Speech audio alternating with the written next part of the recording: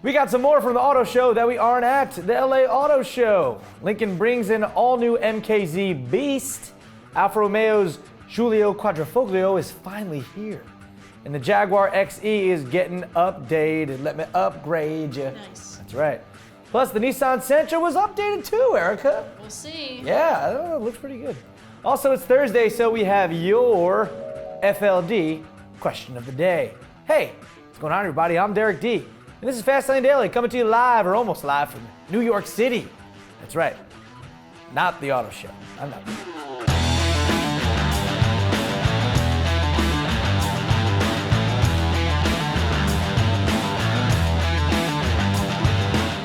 Two auto shows in a row now. Lincoln has brought the heat, AK. Yeah, at the New York Auto Show, they dropped the new Lincoln Continental concept. Of course, you remember that. Right. And people's minds were blown. Now, at the 2015 LA Auto Show, they come with another, a 400 horsepower 2017 Lincoln MKZ again.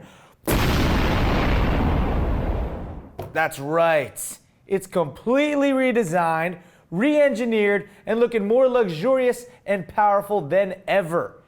It actually has a Jaguar-esque look to it, especially in the grille, but hey, I don't mind at all. What do you think, McConaLincoln? Well, all right. What do I think? Well, that's a very loaded question there, Derek D. What people think is a mind-altering state. Doesn't make it right or wrong, but... Okay, I understand. My mistake.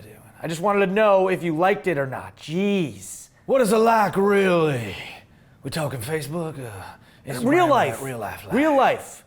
I like. Thank you. Jeez. Ugh. That's what I thought. Anyway, you could tell it's related to the Lincoln Continental concept, but the coolest thing is the 3-liter twin-turbo V6 engine with 400 horsepower and 400 pound-feet of that. Tor. That's right. It's the most powerful Lincoln ever. Well, I disagree, because power tends to corrupt, and absolute power corrupts. Absolutely. Okay, just stop. See, Derek, Stop. You're just quoting a famous old dude now. Anyway, folks, you'll have the option of front-wheel drive or all-wheel drive. In addition to the V6, there will also be a 245 horsepower 2-liter turbo 4, and a hybrid model will be available as well. With that all-wheel drive, you can get the driver's pack option, which adds the same torque vectoring rear differential on the new Ford Focus RS. Yeah. You see, we all got our Focus RSs on the big picture. It's not about the car, but the journey the car takes us from within. Yeah, you lost me. Behavioral data. McConaLincoln, you lost me. I trailed off. Thank you, McConaLincoln, I guess. I don't know what those weird mouth movements he does. What does he do? I don't know what he's doing. It's so weird. Anyway, there you go, folks. McConaLincoln. Okay. The 6-month delayed arrival of the U.S. spec Alfa Romeo Giulia Quadrifoglio has only increased the anticipation. The rear-end all-wheel drive architecture known as Giorgio was developed with Ferrari, so you know that it is legit. Some good racing pedigree there. A twin-turbo V6 putting out 505 horsepower and 442 pound-feet of that. Tor. That's right, Erica. It's the most powerful Alfa Romeo in the company's history. Made it to a 6-speed manual, 6-speed manual transmission. Hit 60 in 3.8 seconds and a top speed of 191 miles per hour. Some optional Sparco racing seats, an active front splitter, and carbon fiber rear spoiler can help you all with that. You got a torque vectoring limited slip diff, and the suspension has an active damping system. Brembo 4-pot calipers all around, with the optional ceramic brake upgrade and 6-piston front Brembos with 4-piston rears. Saving weight with a lot of aluminum on the doors and fenders, carbon fiber hood, roof, spoiler as well. Near 50-50 weight distribution. It's close. And you got cylinder deactivation, which helps you keep it, economical-ish. A less powerful version will arrive after, but the price of the Giulia Quadrifoglio, it's not cheap, bro. We're hearing around $70,000, but it'll probably be higher. But I tell you, it's a good-looking car right there, but don't expect it until early 2017 or so. It's a little delayed, but it's coming, so we're told. Yeah. When was the 4C getting here?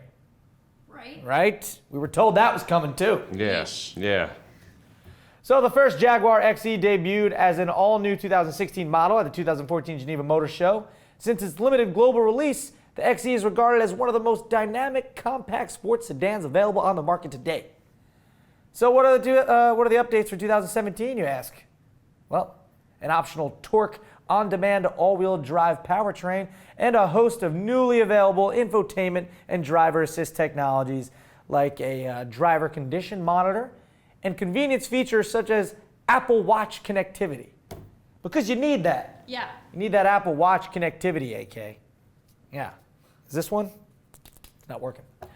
The models are XE, XE Premium, XE Prestige worldwide, and XE R Sport trims. All have a diesel option. And the price starts, take a guess, Erica. $34,900. How do you always guess exactly? Because I'm good at cars. It's amazing. She's exactly correct. That's the price. Starting, anyway. The 2016 Nissan Sentra has received a facelift that looks more along the lines of its Maxima and Altima bros, as you can see right here. Yeah. The LED low beams will be available in the SR and SL trims, so you get that touch of luxury, you know, that you see in the higher end cars is now trickling down to the economy cars. All right. A 1.8 liter four-cylinder with 130 horsepower and 128 pound-feet of Torque. Right. You can get a manual or CVT automatic, of course. The interior looks good.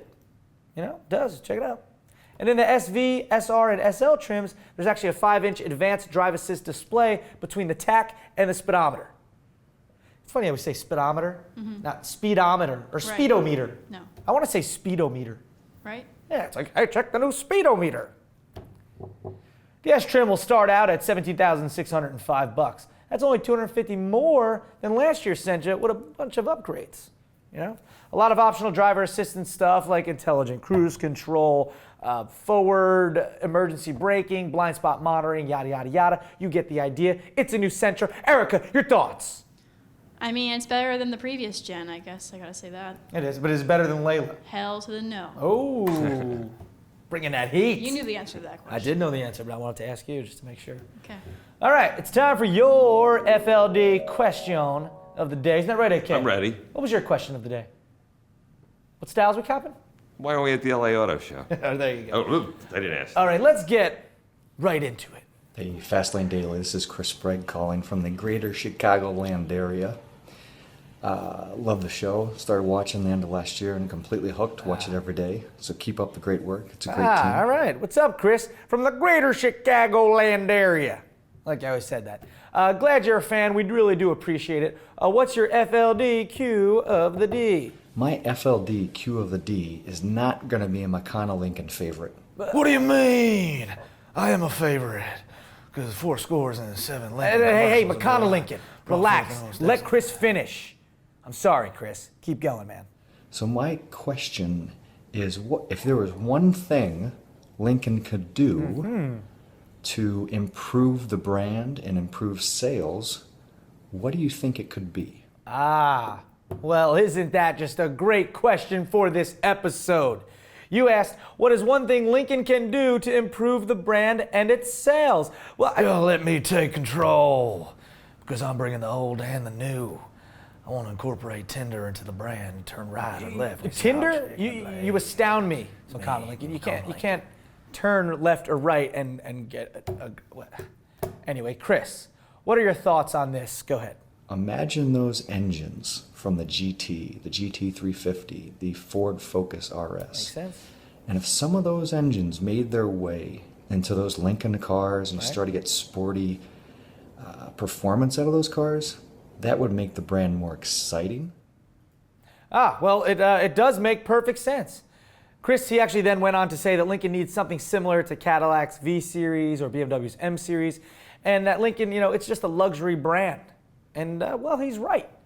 A Lincoln with a Ford GT or GT350 or Focus RS engine sounds great. And as I said before, that's why this was the perfect episode for your question, because I think Lincoln bringing that new 400 horsepower MKZ is the answer. Don't you think, AK? Definitely. I mean, that's a beast of a car.